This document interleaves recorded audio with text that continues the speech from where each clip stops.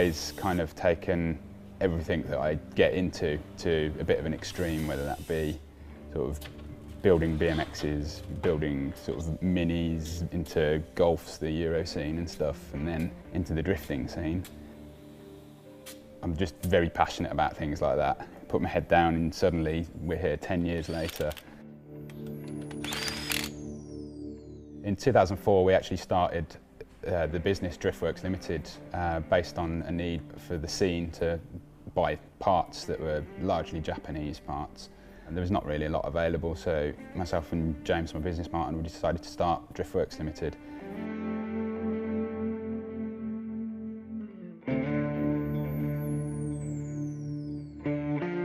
When you're learning to drift, basic modifications would be a locked differential or an LSD to basically allow you to have predictable control when the car is sideways. A lot of people fit hydraulic handbrakes, and bucket seat obviously to hold you in place is very important. Suspension setup's important as well. But one of the least important things, at least initially, when you're learning to drift is power. A lot of people make the mistake of going for huge power, and actually it just hides bad driving basically. A 200SX, for example, is 200 horsepower. That's more than enough to learn the basic skills of drifting.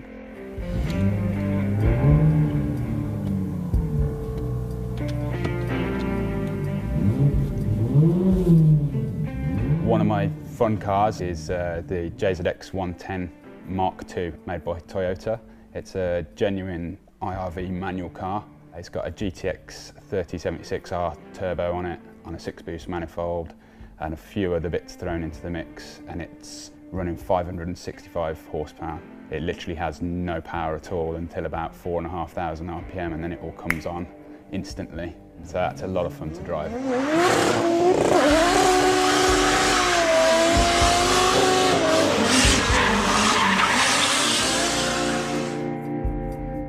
My daily driver is a Porsche GT3. It's not very practical, but then none of my cars are. I've got a real passion for sort of driving in general, and I think that traditional track driving really helps sort of improve basic driver skills and keeps your eye in, so to speak. For this season we've built a new car. It's based on an A86 Corolla.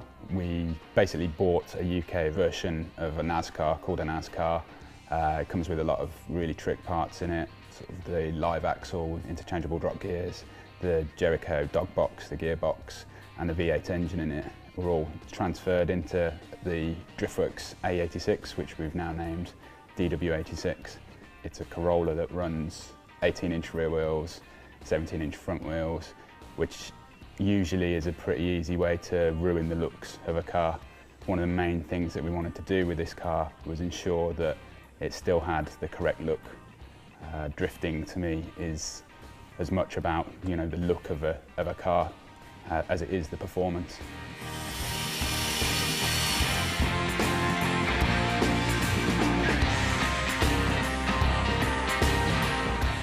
A lot of work's gone into getting the balance right of the car. The weight distribution is key. An A86 is traditionally a very light drift car, as obviously has a lot of huge components in it. The axle itself weighs a great deal. The engine weighs quite a lot.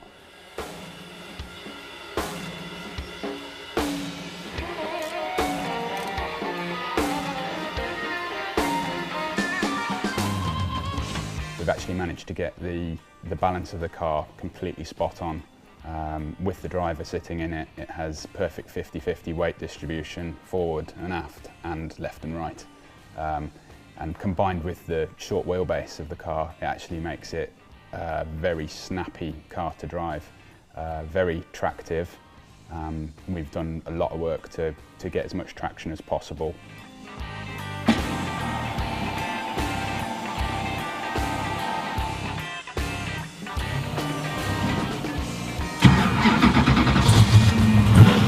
Safety is a massive issue with a 30-year-old car for me, especially being quite a tall guy. I didn't want to lose my legs in a crash. We had Nixon Motorsport build the cage for us, which is a T45 cage. with NASCAR style door bars, giving us a bit more room if there is a side impact. The end result kind of, in my opinion, speaks for itself. I'm really, really happy with it. I've still got a lot of work to do to learn how to drive the bloody thing, but it's a handful already. It's really exciting to drive. It's nice to have that sort of difficulty again of learning to drive something completely different.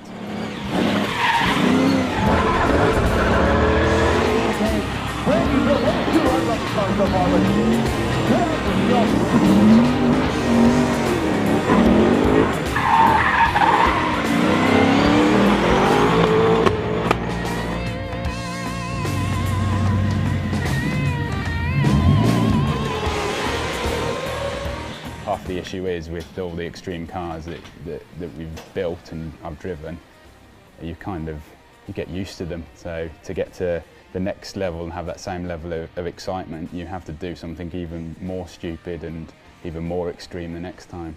So where that ends exactly, I really don't know, but it might get pretty silly.